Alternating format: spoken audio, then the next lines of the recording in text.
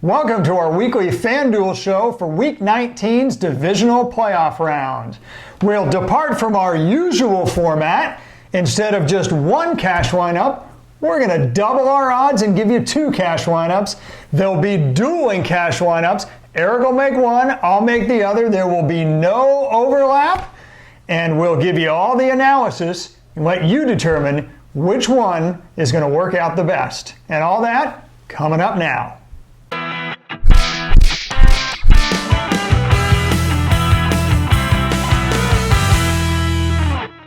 Hello everyone, I'm Gary Kurtzman.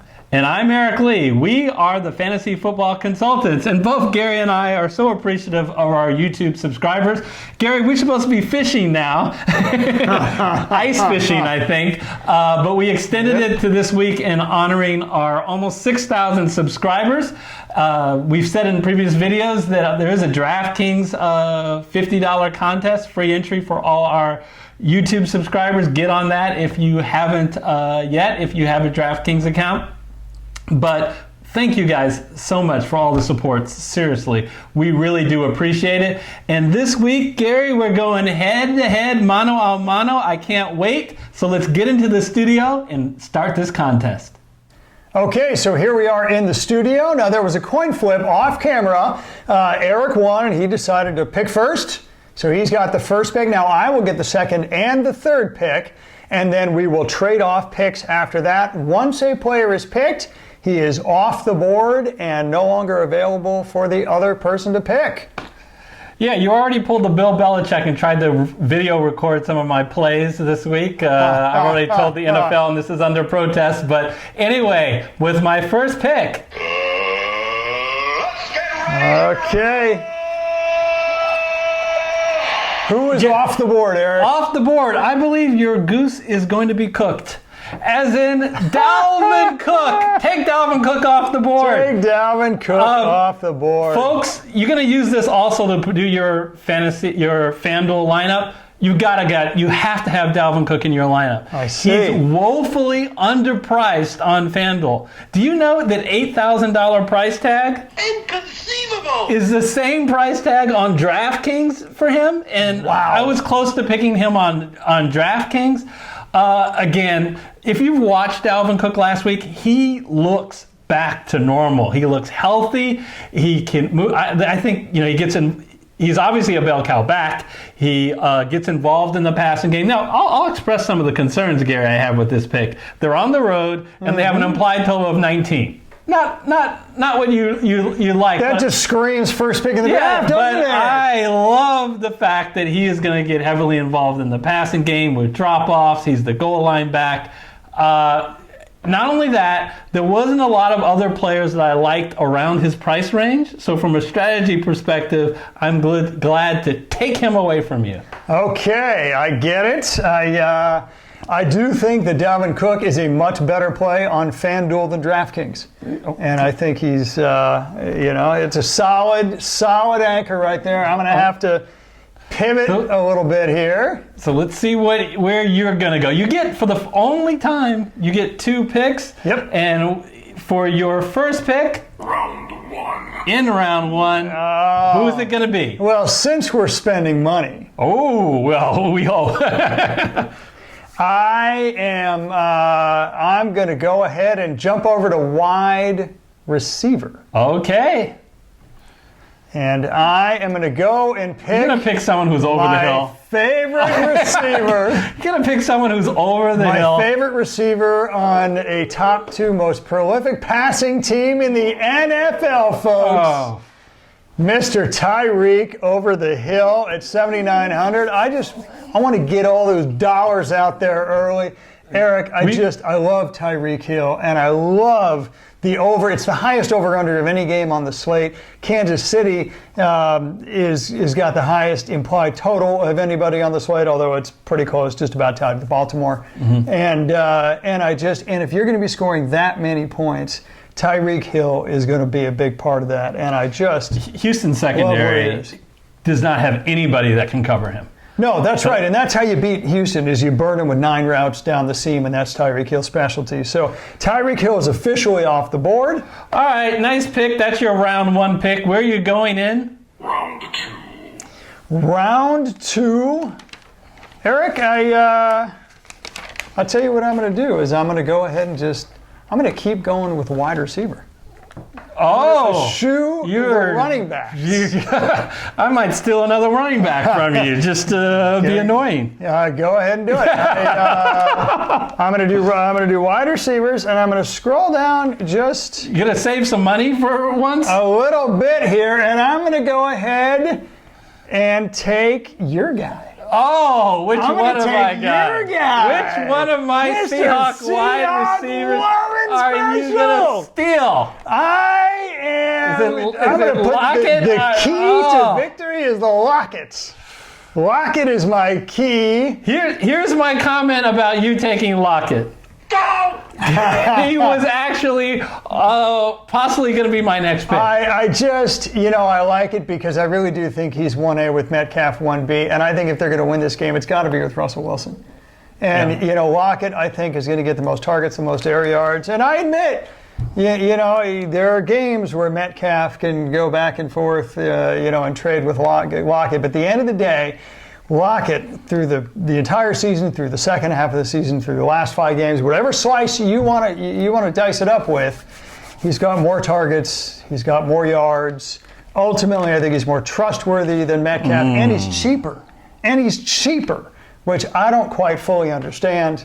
And you know what? I just don't trust that Seattle running game. So if Seattle's going to score, I think it's got to be through the air. Lockett's going to be a big part of it. No, I already said it's an excellent pick. Oh, Gary, I'm trying to figure out if I can get into your mind here. It's my zero RB strategy. Yeah.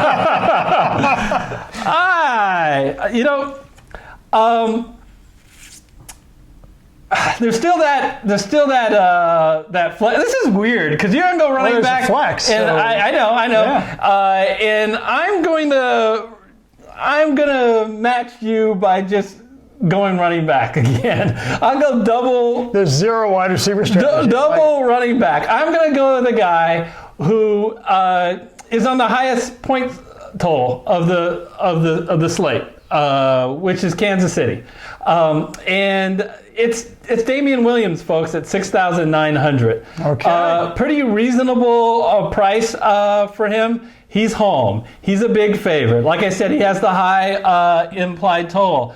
And matching him up with Dalvin Cook, I'm pretty excited about. Oh, I think you ought to be. I think you ought to be. And, when LaShawn McCoy...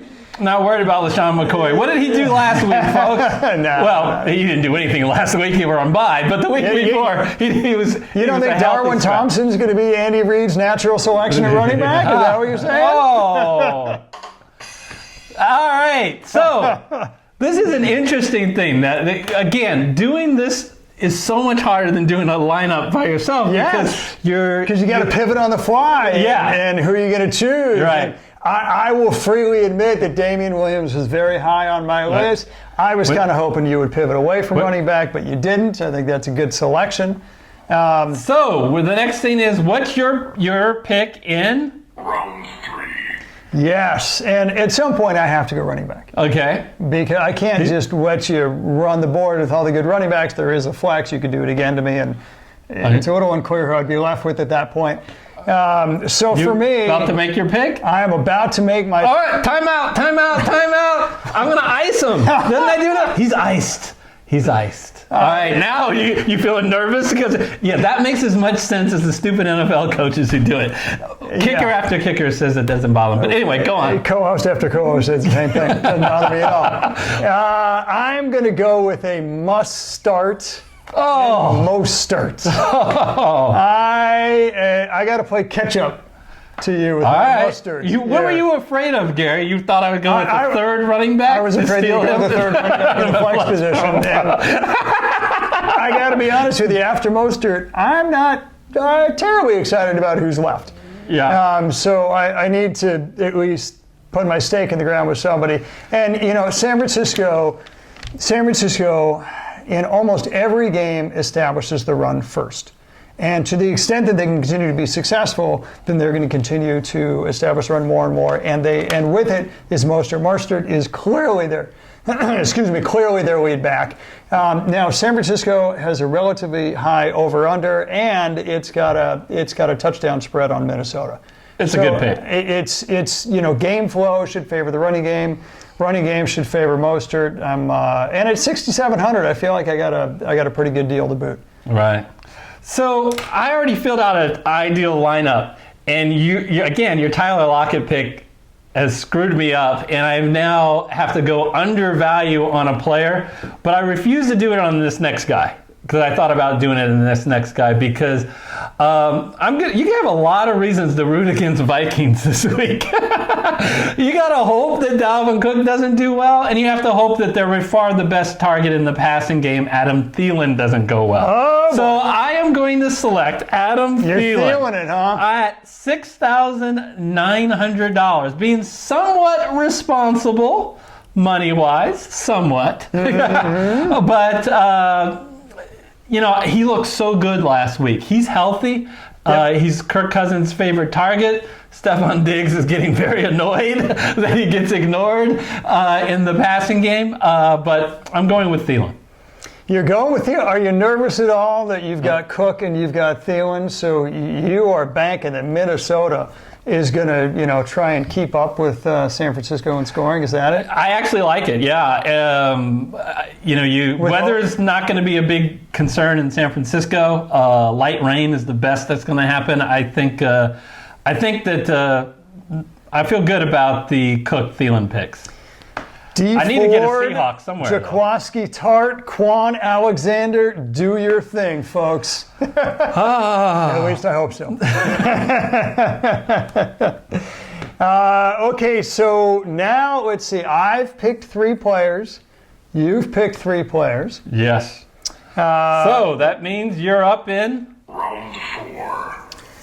And I got to start keeping track of the players that I can't pick here. It starts to get a little funny. Yeah, right? this is try to do this with your friends, folks. This is not easy. it is definitely not easy. But, first of all, I've still left room because I need a running back, I need a wide receiver. I don't know if now is the best place to start, thinking maybe but deviating a little bit for tight ends. I'm taking a peek a little bit about running backs, and it would be great if I could afford a Derrick Henry or an Aaron Jones. I think there's just no question that you can afford anything now. But what will it cost me later? Even if I did, I'd probably put them on ice because I don't know that Eric is going to be able to afford them with his lineup. Mm-hmm. So we'll see how that one goes. But for now, I think that it's you're really who can I afford now and who can I afford later? You know what?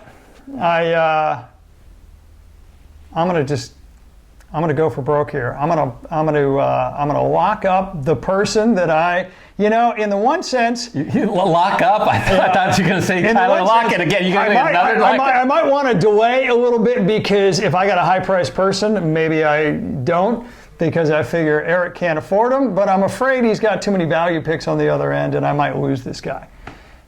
So Lamar? I am going to go all the way down the list and fake Eric out and come right back up and pick Aaron Jones. Oh! I am just jonesing for this pick. I'm not going to lie to you, he's expensive on FanDuel, and that bothers me. It does. But I think that Green Bay is going to attack Seattle on the ground. I like what I see about the opponent ranked in 20th, and I like the fact that Green Bay is favored. I think that Green Bay is definitely going to be a scoring machine, but it's hard to predict exactly how they're going to score through the air. But on the ground, it's pretty easy to predict, and that's Aaron Jones. Second most fantasy points of any running back in football. I'm paying up to get him, but I'm not paying up nearly as much as $9,600 for Derrick Henry. It's just too expensive for me. But you are paying $200 more than Dalvin Cook. Are you happy about that? Nope. Okay, just checking. Nope. I'm not happy about that at all, but I'm going with Aaron Jones because honestly, I think that I got some ways that I can fit him in my lineup from the budget standpoint, and I just love his high ceiling there in Seattle. Yeah. Well, I have to say, Gary, that's a great pick. I mean, Aaron Jones is a little more expensive than I would like him to be, but I think he will be. He will do well this week is my prediction. Talk a little bit about Jamal Williams, though. Does it concern you? He's questionable, so he may not play at all. But if he does play, does that make you a little less excited about Aaron Jones? I mean, hey, look, Jamal Williams has gotten about a third of the touches all year long. And I wouldn't expect anything different in this game. And that still doesn't change the fact that Aaron Jones has the second most fantasy points in the regular season of any running back in football. Yeah, I wanted to help that he's been out a couple of games. Yeah, so you got to take the good with the bad, but the scoring opportunities, with Aaron Jones, especially in this game against Seattle, too much to pass up. All right. So my fourth pick, and you know what? I have big plans, but in order to have big plans, Gary, I want to lock up the savings. So I am going to steal one of your guys from the San Francisco 49ers. I know you don't like him as much, which has made me wonder if I should wait a little longer, but he's too darn cheap on FanDuel. Emmanuel Sanders. Emmanuel Sanders is only $5,700. You gotta. How long is it going to take for you to scroll down? Because you got to scroll down a long way to get him. Check out that Minnesota defense against the pass. I'm very excited to get him. It's not so much that I think that he's going to be one of my best players. He's not. I think he's going to be one of the most economical players. And for the bang of the buck at $5,700 on FanDuel, I'm happy to snap up Emmanuel Sanders. Yep, absolutely. I think that's a pretty decent pick. Again, more on FanDuel than DraftKings because the pricing is so much better. For this round 5, I'm going to do something a little bit different. See, both of us have picked 2 running backs and 2 wide receivers, which I think is a very good play, but I'm going to hop, skip, and jump elsewhere and do you the favor of having me pick quarterback first. Oh, then I can wait and not pick quarterback until the very end, theoretically, because you can't pick 2 quarterbacks. And I'm going to pick the guy who is going to quarterback his team to the single highest point projection total in the entire slate. Last year's MVP, Patrick Mahomes. I can't stay away from that matchup. I just think it's too good. I've got Tyreek Hill. I want the guy who's going to throw him the ball. Let me comment about Pat Mahomes. Wow! Wow! All I can say is wow! Because I think that this is a good pick because of his FanDuel pricing. His FanDuel price is much more reasonable than on DraftKings. $800 cheaper than Lamar Jackson and only $300 more than Deshaun Jackson. Yeah. And I don't know why am I giving you the arguments, but the highest implied total of the slate. Of the slate, and you got to believe this is going to be a Pat Mahomes game. Kansas City's games almost always are. Wow. So there you go. I'm on the board with the quarterback. How are you going to respond? Yeah. I'm really torn between 2 decisions. If I can go one way, I'll tell you all at the end. But if I can try to outthink you, I'm going to try to outthink you. I'm going to, based on your roster that you picked and the money that you spent, the guy I really want to pick is not, I don't think you have the money for him. Maybe you do, but I am going to pick up the guy that really locks in value for me later. against my Seattle Seahawks, because they do such a poor job of protecting of going after the quarterback and giving Aaron Rodgers a lot of time to throw. Not hand the ball off to Aaron Jones, but to throw down the field to Aaron Jones. Their new number 2 wide receiver, Alan Lazard, at a very reasonable $5,400 price tag, if I got that right. Otherwise, I'm not picking him. Steely steal of my guy. Really opens up lots of opportunities for me at $6,775 of future players, future money to spend on average players. You look at my $6,775 to your $5,500.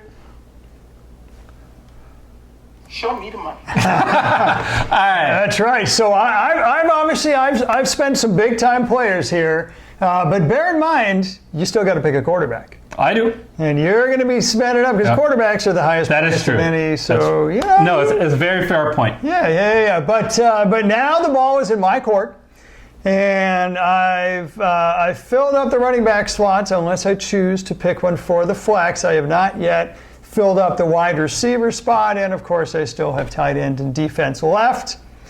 Eric, I'm going to pick a guy next who... Please don't pick the guy I want you to. I at least believe is the number 1 wide receiver for this year's NFL MVP. The MVP is Lamar Jackson. And what I believe is his number 1 target. You have to go all the way down here, Eric. Look at the savings on Marquis Brown. Okay. It's not like Tennessee. Mark Andrews called and said he thought he was the number 1 target. Go on. You know what? It's not the Tennessee. It's a mediocre matchup from a pass defense standpoint. Baltimore, Lamar Jackson's proven to be an incredibly prolific passer. I know that a big part of the reason why he's the NFL MVP is because of his legs, but he's been a terrific throwing quarterback. And the most targets for the most yards on Baltimore is still Marquis Brown. At 5,300, I just think that this is, I don't know if you want to call it a mispricing, because honestly, the pricing isn't too dissimilar on DraftKings. Yeah. I just think he's flat out underappreciated. So I'm going to go ahead, and I think for a good value, it's a high floor. I'm saving a little money. I'm going with Marquis Brown. Hollywood Brown just said. I tell you, I don't get no respect at all. In one of the highest projected scoring for Baltimore of the whole slate. All right, I'm not delaying any longer with this pick. I am going to be excited because what is this team missing, Gary? This team is missing a Seattle Seahawk. Ah. I want you to be on my team. That's what I'm saying to DK Metcalf. So, granted, I like Tyler Lockett more for his $300 savings. But I also like DK Metcalf a lot. Gary stole Lockett away from me, but I am able to pick up his running mate, DK Metcalf, who's just such a huge target, literally a huge target, not only to get first downs, but in the end zone. I think, as you said with Tyler Lockett, that the Seahawks are going to have to throw some in order to win this game. Yep. And it's going to be a Lockett and Metcalf show. So dial me up in the flex position because I've already picked 3 wide receivers. So you know I'm not going to pick a running back. So you are clear on running back or wide receiver from here on out. Mm-hmm. So DK Metcalf. DK Metcalf, indeed. I like the pick. I do. Not as much as Lockett, but I like the pick. All right, Gary, so where you go? You could beat me to the punch at tight end or defense. You really don't need a flex unless... I'm not going to pick flex in the last round. Unless you're planning a tight end at a flex. Then you might as well put your tight end at tight end if you're going to have two tight ends. I suppose that's right. So I'm going to pick a tight end or I'm going to pick a defense. And let me just peruse here for a second. Mm-hmm. Okay, peruse the tight ends. So you can go, really your Some choices high are... price tight ends. Yeah, your really choices are, you're going to say to save money at tight end, or you're going to go to the premier, which is Kelce and Kill.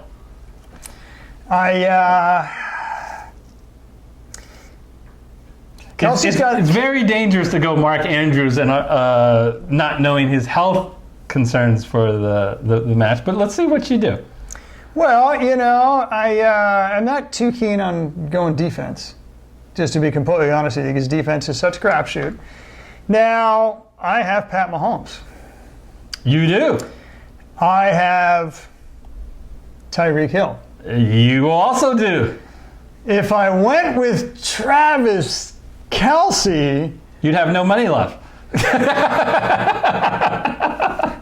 I would have no money. No, just kidding you. You have a defense you haven't picked yet, and usually can save money there. But you know what? Johnny Smith has actually averaged 4 targets over the last 5 or 6 games. 4 targets is not a lot, but 5,300 is not a lot either. Let me ask you this question, and I'm going to ask you before you pick, because I'll tell you I'm not picking him. But what do you think of Jacob Hollister? Jacob Hollister from the Seattle Seahawks is, well, I like him. He gets a consistent amount of targets, and Green Bay is absolutely awful against tight ends. Johnny Smith gets more targets, appreciably more, than Hollister, then Rudolph, and if I wouldn't keep double clicking like that, or Derek Fells. If you are going to save money on tight ends, you got to go Johnny Smith. He's going to get more volume.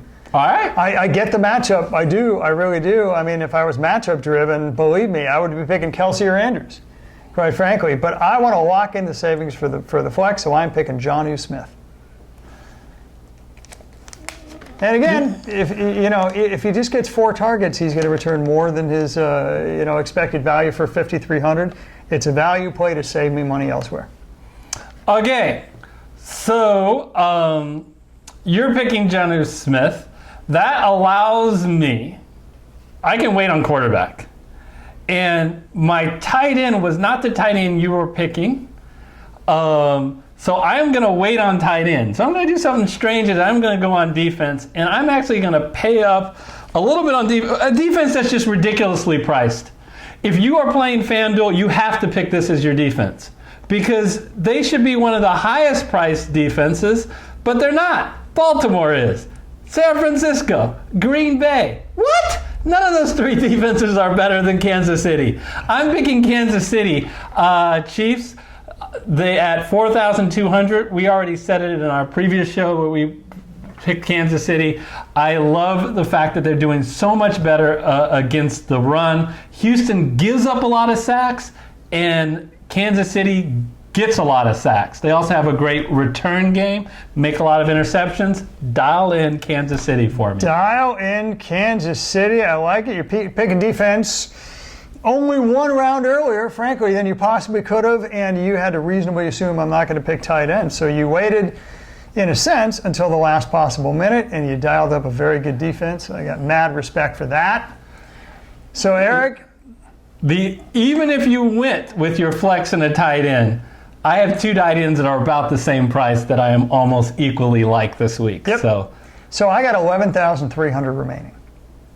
And I know that I got roughly speaking, about $4,000 that's going to defense. So I got about $7,300 for my flex. Okay, so when you're in the flex position, you have a lot of choices, a lot of options of places to potentially go. Should we go shopping? Now, I can't pick DK Metcalf. I can't pick Adam Thielen. I could pick A.J. Brown. I could pick Kittle or Kelce. I could go tight ends. I can't go Damian Williams. And once you get down below that, I'm not actually all that excited about these guys. So my thought process is, can't go Williams or Thielen, can't go Metcalf. A.J. Brown is a strong candidate.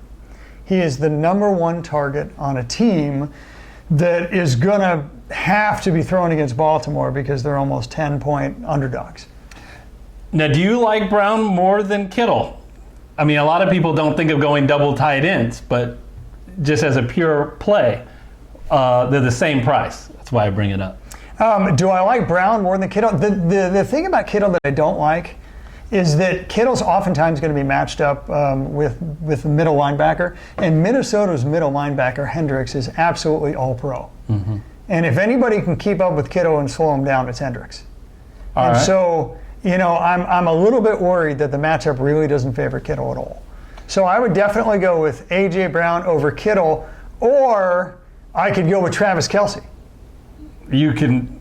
Man, I am really Mahomes and Hill and Kelce. I am banking on a really strong passing game because let's face it, if I can lock up Kelce and Hill, I get the majority certainly of Patrick Mahomes throws. Yeah. Right. There's just no question about it.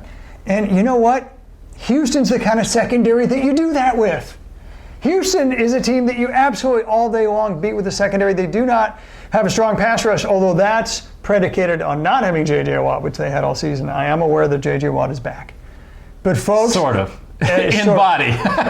As strange as this may sound, to have a triple stack on a cash play, this is the time to do it. It's when the implied over-under is the highest on the straight. If Kansas City is really going to score 30-plus points, they're going to do it with Mahomes. They're going to do it with their receivers. Believe it or not, I am picking Travis Kelce in my flex. Now, was that to block me? Okay, well, it worked. Unlike you, I like Kelce and Kittle about the same. So that's why I held off on picking a tight end because I knew you couldn't take both once you picked Jonnu Smith. So I'm going to reduce any suspense. Go ahead and give me George Kittle. Yep. I just don't like his matchup. That's what I don't like. I just... Well, hang on a minute. Before we select him, I could probably pick Mark Andrews and then the quarterback I've been eyeing the entire time and go higher up to get Lamar Jackson. I'm not, but I could. So let's see. Is it the questionable tag is scaring you off, or is it just Mark Andrews? It's the questionable tag. We're allowing us to replace inactive players, but what if he plays, he's just not playing at 100%? Because I think guys come playoffs are going to play if they possibly physically can get on the field, but it doesn't mean that they are near 100%. Let's just, for argument's sake, we've got Kittle at 7,400. What would that, Andrews at 6,800. So then would that allow me to get Lamar Jackson? Well, so unless my math is off, then that would leave you with $9,100. You go to the QBs. And I can't. So there we go. So I'm going to already tell you my next two picks are going to be, and we can just make them now because you're not going to pick a quarterbap as a defense. I'll let you go first in the last round. So nice. So nice of you. Dial up George Kittle and dial up Deshaun Jackson. So I was super happy. How about Deshaun Watson? I was hoping to get a little bit of both. Deshaun Watson. I think Watson has been lethal this year when Houston gets behind. And lines makers think that they could get behind being underdog by 9.5 points. And then George Kittle, look, he's a beast. My luck is the Debo Sanders will do all the... But between Emmanuel Sanders and George Kittle, I feel I have a lot of that. So anyway, those are my two picks. So, needless to say, I'm a big Debo Samuel fan this week. And let's go ahead and pick your Deshaun Watson. So your lineup is done. You left $200 on the table. So you spent I'll give it to charity. Just about every penny. Now, it may surprise you, but I'm going to go defense. Oh, really? Yeah, because now let's see who I can afford. Not the Ravens, not the Niners. A lot of red. We're seeing a sea of red. Oh, but I like the option that you have. I mean, I don't like the Texans and the... why are the Seahawks the cheapest? Why are the Seahawks underneath the Texans? That's an insult. But anyway, where are you going to go?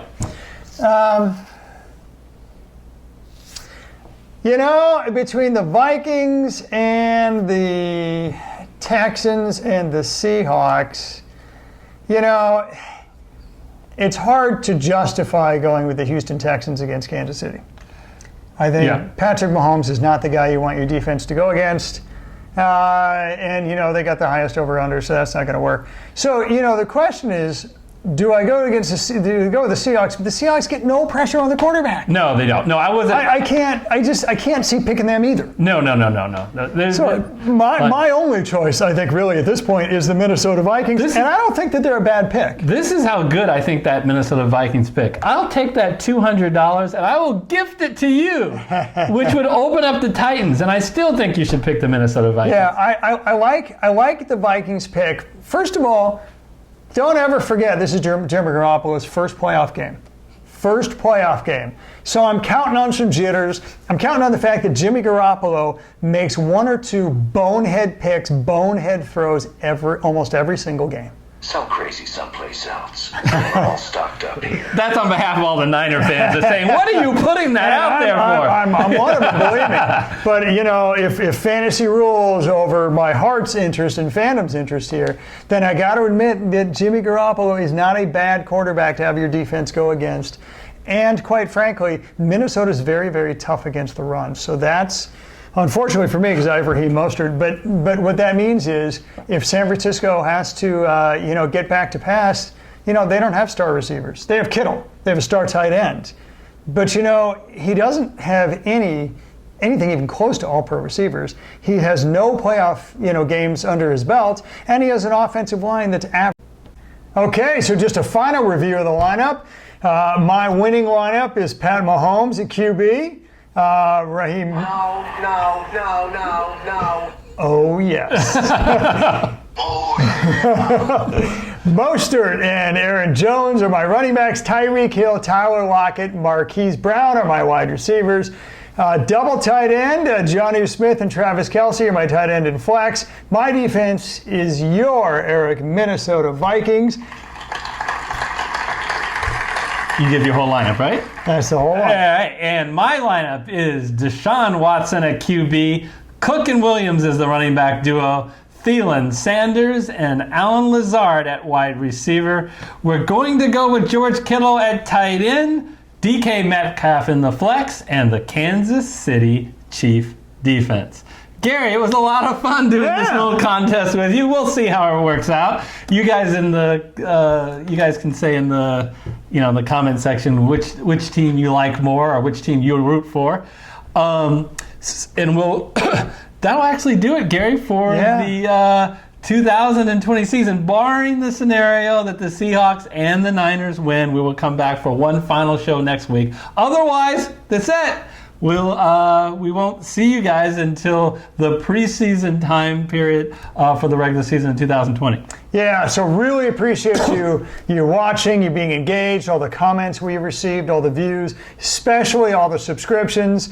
Last push, if you haven't subscribed and you did like our content throughout the year, please subscribe. It would really help us out a lot. And without you, the viewer, there would be no us fantasy football consultants. We do this for you. Mad appreciation for you guys. Have a great rest of the football season, and I look forward to seeing everybody again next year. Yeah, and if you're missing us during the offseason, be sure to check out that NFL DFS Master Class series that gives you all of the tips that'll hold you over till next year. And Gary, this year we had our goals. We had our goals of trying to be entertaining and trying to provide good analysis. I think what we're going to work on in the off season is to try to figure out how to be even more interactive. I already think we're one of the most interactive YouTube channels for fantasy football, daily fantasy football that's out there, but we want to take it to the next level. So that's what we're going to be working on in the off season. Absolutely. Plus, we may put out more videos, more analytics, and more helpful tips from DFS. So please, in addition to subscribing, hit that bell icon so you can be notified every time we come out with new shows and new analysis. All right. Well, until the next time we see you, go Seahawks! And go 49ers. Just when you think this show is terrible, something wonderful happens. What? It ends.